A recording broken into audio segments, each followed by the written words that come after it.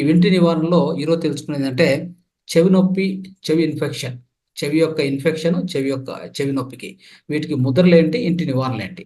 మొట్టమొదటిగా ముద్ర ఏంటి తెలుసుకుందాం.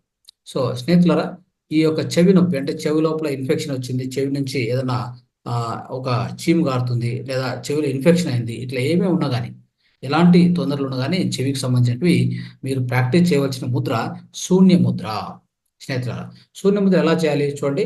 రెండు చేతులు క్లీన్ చేసుకోవాలి, ఎటువంటి గోర్లు ఉండకూడదు.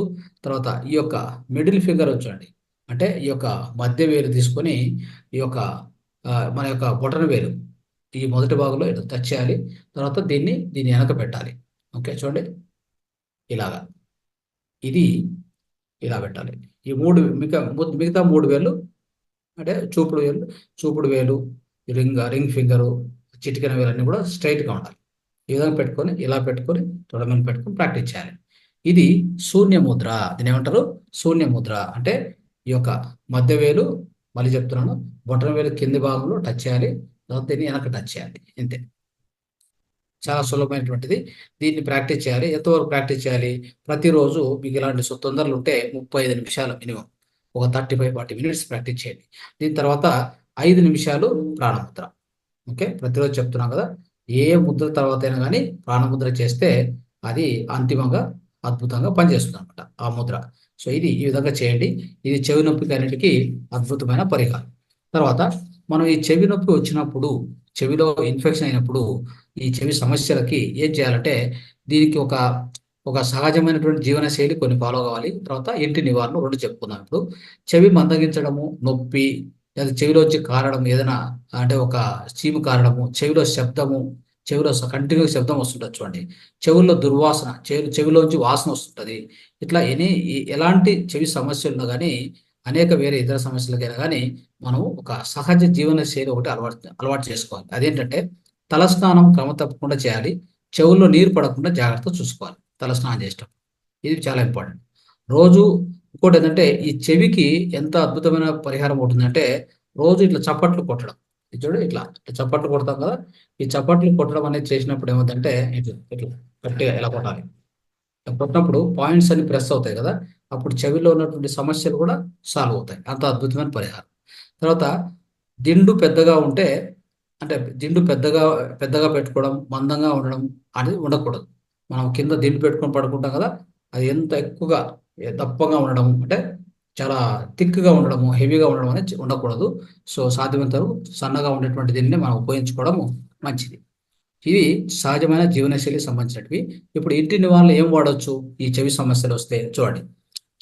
చెవి నుంచి ఏదైనా స్రావాలు అంటే బయటికి చెవి కారుతూ ఉండడం, దుర్వాసన, మరి చెవి నొప్పి ఇట్లాంటి నుంచి బయటపడాలంటే తులసి ఆకులను మెత్తగా రుబ్బాలి.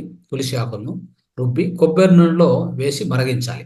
కొబ్బరి నూనెలో వేసి మరిగించి వడపోసి చల్లార్చి చెవిలో 3 చుక్కలు వేయాలి. 3 చుక్కలు వేయాలి. ఈ చెవిలో 3 చుక్కలు, ఈ చెవిలో 3 చుక్కలు వేస్తే మీకు అద్భుతంగా మీకు ఫలితం వస్తుంది.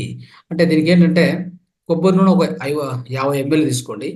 20 తులసి ఆకులు బాగా రుబ్బి దాన్ని పేస్ట్ లాగా చేయాలి. చేసేసి ఒక 50 ml కొబ్బరి నూనె తీసుకొని దాన్ని వేడి చేయాలి.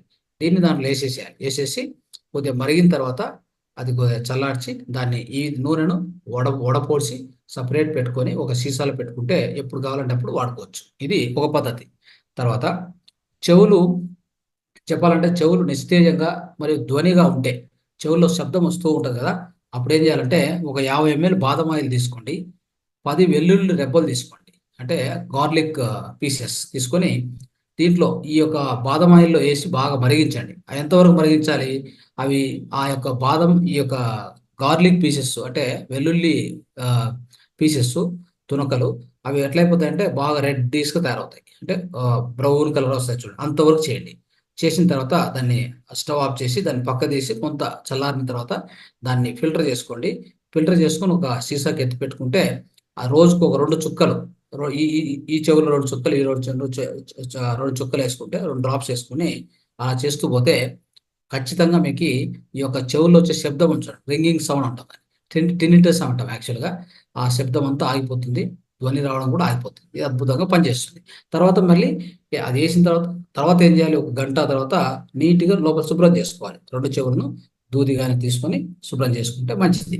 తర్వాత రోజు ఉదయం ఒక కప్పు పచ్చి కూరగాయల రసాన్ని తీసుకోవాలి. అంటే ఈ చెవులు ప్రాబ్లం ఉన్నటువంటి వాళ్ళు ఒక కప్పు పచ్చి కూరగాయల రసాన్ని తాగాలి. తర్వాత చెవిలో దోషము లేదా పురుగు ఉంటే, పురుగు లోపలికి వెళ్ళి ఉంటుంది కదా, అలాంటప్పుడు ఎలా దాన్ని బయటికి తీసుకురావాలి అంటే, వెంటనే ఏం చేయాలంటే స్వచ్ఛమైన తేనె లేదా ఆముదం, ఈ తేనె లేదా ఆముదము చెవి అంతర్భాగానికి రాస్తే లేదా ఒక డ్రాప్ వేస్తే కీటకాలు లోపల ఉంటే కూడా బయటకు వస్తాయి. బయటికి రాకపోతే కూడా లోపలే చనిపోతాయి. సో అంత అద్భుతంగా పనిచేస్తుంది. ఏది ఏదైనా ఒక కీటకం దూరింది, చిన్న క్రిమి కానీ కీటకాలు లోపల దూరుతాయి కదా చెవిలో, చిన్న పిల్లలు కానీ చూస్తుంటాం. వాళ్ళకి ఏం చేయాలంటే ఓ స్వచ్ఛమైన తేనె లోపలేయాలి లేదా ఆముదం వేసినప్పుడు ఏమైందంటే ఆ కీటకం లోపల ఉండలేక బయటకు వస్తుంది లేదా చనిపోతుంది. సో ఈ విధంగా దాని నుంచి బయటపడవచ్చు అనమాట. ఇవి చెవి సమస్యలకు ఈరోజు మనం తెలుసుకున్నటువంటి అద్భుతమైన ఇంటి నివారణలు స్నేహితులారా.